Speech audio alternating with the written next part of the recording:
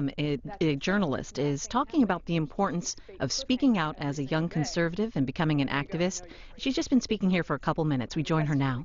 There's so much going on. It's really important that you pay attention all the time. Whereas you could tune in 4 years later and Stefano would be doing the same thing, capturing someone else in a dungeon somewhere. That's how they look at politics. 4 years go by and they don't see a lot of concrete changes that are like changing their lives per se. They look at it and they go, it's just the same thing over and over and over again. And you people are crazy because you pay attention every day. It's okay not to be normal, but we have to keep that in mind, I think, when we're here, or else you'll really bore people at dinner parties and barbecues. And I think you should take the time to visit the normal people. Presumably this is what congressmen and women are supposed to do at times as well, and occasionally they forget to do that, and it really doesn't help their perspective. Presumably we were all normal at some point as well before we got into all this, and we still have that inside of us, and I think we should cultivate it. I'm from North Carolina. I try to get down there every now and then to check in. Just being outside the Beltway can be helpful for this, and most importantly, it makes whatever you're fighting for up here easier to get, because if you're able to communicate with the people who are not following this every day and get them to change their minds, that's when you start achieving things here. Because that's the ultimate power, is having the normal people on your side, not the people who read Soap Operas Digest every week. So I would encourage you to stay in touch with your normal person. Somewhere deep inside you, it exists. Second, when you're going back to explain Washington, one of the things that I've thought since I moved here is that our duty, and this comes with communicating with normal people, is to learn Washington, learn the things that are wrong with it, and inform people that this is how things really happen here. I remember when I came to Washington for the first time, I didn't know this. I was young. I had been like covering NASCAR, which is basically watching a bunch of dudes turn left perpetually, so it's just like Congress. But I didn't really know that much myself. I was sort of a weirdo. I had been into politics from a young age, certainly had an ideology fairly young, but the on-the-ground reality I didn't understand. I got here, and one of the first things I learned was that they don't read the bills, and I was like, that can't be right. Is that right? And I felt compelled to research it further because I couldn't believe it when people told me, and then I found out, of course, not only is that the truth, but it's standard practice. It's not even thought of as odd in Washington. So I took that message back home, said, hey, did you guys know that they don't even read the bills? This was years before the whole healthcare thing, and when that became very hip to read bills around that time. I was like the hipster of reading bills. I was into it so early. So I took it back to my friends back home and said, look, they really don't read the bills. Don't you think there's something wrong with that, even if you're someone who loves the federal government and thinks they can do no wrong and it should just be gigantic and serve everyone's needs? Don't you think they should actually do some due diligence on every single bill they pass? And even my liberal friends back home were like, that's not right, is it? And they thought I was propagandizing. I actually was not, which they learned, in the past couple of years.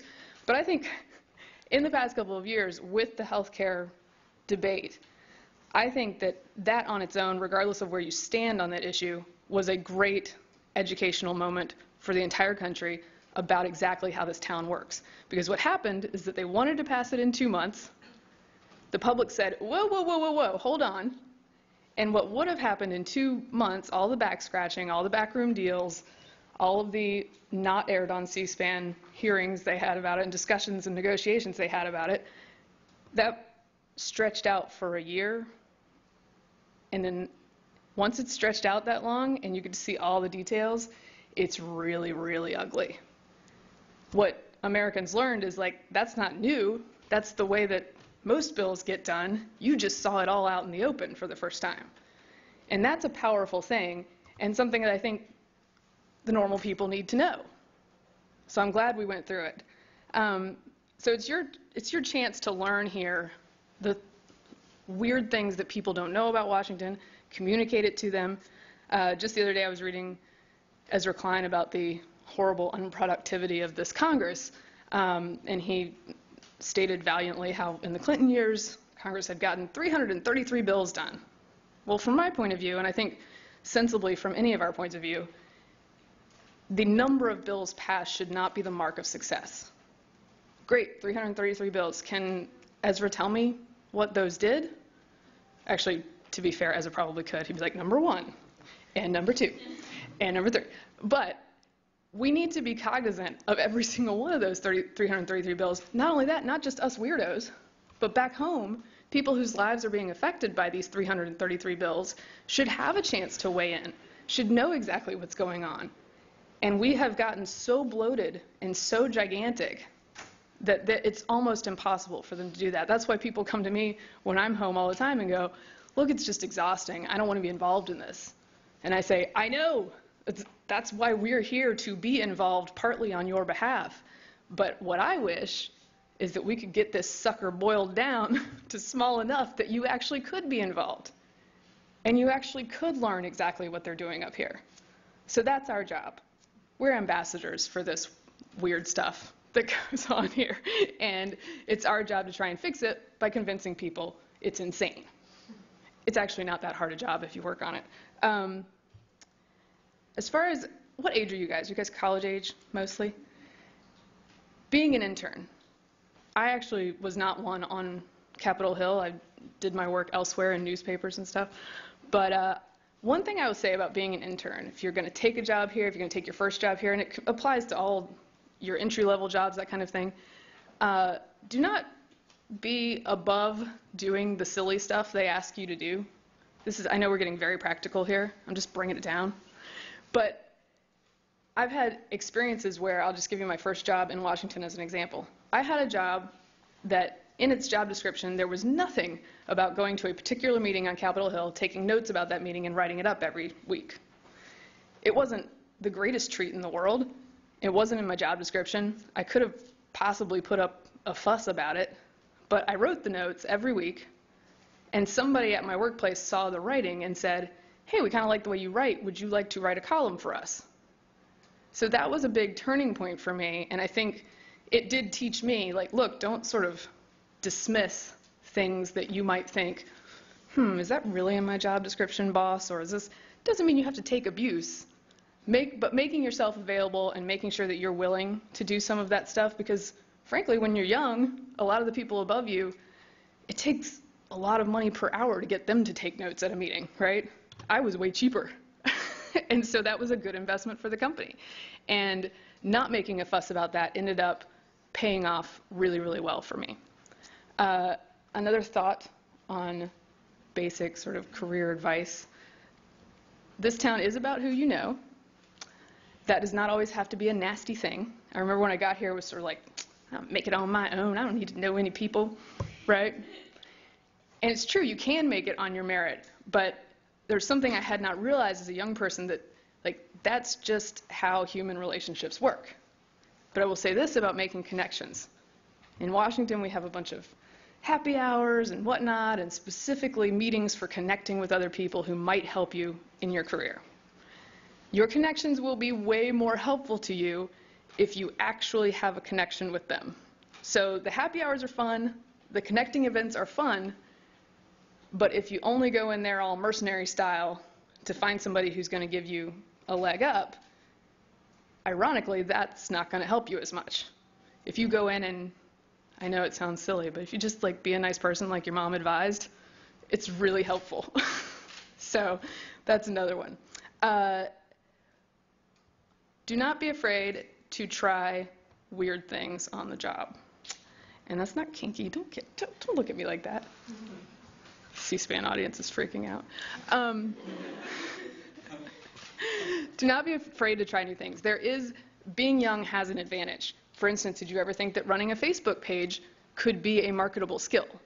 It is, because older people frankly just don't innately understand these things as much as you guys do. So you have an advantage in the marketplace right now that you should use. When I was coming up, just a couple years ago, like Twitter and YouTube and all these things were brand new, the costs of embarrassing oneself were rather low. The people were just learning it. They weren't sure exactly what to do with it. So I decided to do a Week in Peeps newscast where I dressed up Peeps to illustrate the news of the week. This is a very silly idea. It got hundreds of thousands of views. So having the ability to think a little bit weird, I hate the term outside the box because it's so not outside the box, meta, but having the ability to do that, especially with new technologies, is what's going to make you stand out. And there are going to be 1,000 new tools coming up that congresspeople need, that activist organizations need, that you will probably be familiar with months before your bosses. So keep an eye on that. In general, keep your head about you. It's like people who mess up on Twitter are generally just being jerks. If you act like a nice, normal person, then you're generally okay. But don't be afraid to try out those new tools. And then, oh, this is one I always give too. Again, very practical, but I swear. I especially give this to young women coming into politics. And some of you who've heard me speak before may have heard it because it's my hobby horse. Get yourself a negotiating coach. I know that the Congress, in all its wisdom, was going to pass a bill that would make sure that no woman would ever be paid less than any other man ever or something. Just like they did 2 years ago when they passed the Lilly Ledbetter Act, which was supposed to do the same thing. I think it's all nonsense. If you are getting paid $5,000 less than a male counterpart, if that's the case, then you need to be asking for $15,000 more.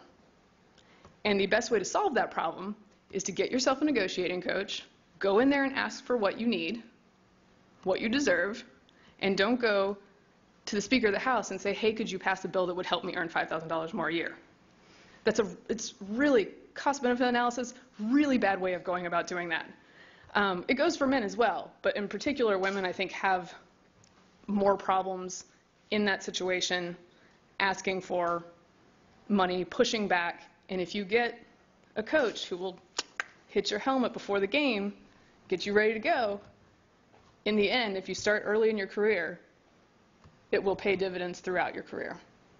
It's a really simple thing. I did it years ago. I have a friend who's like she does negotiations every single day.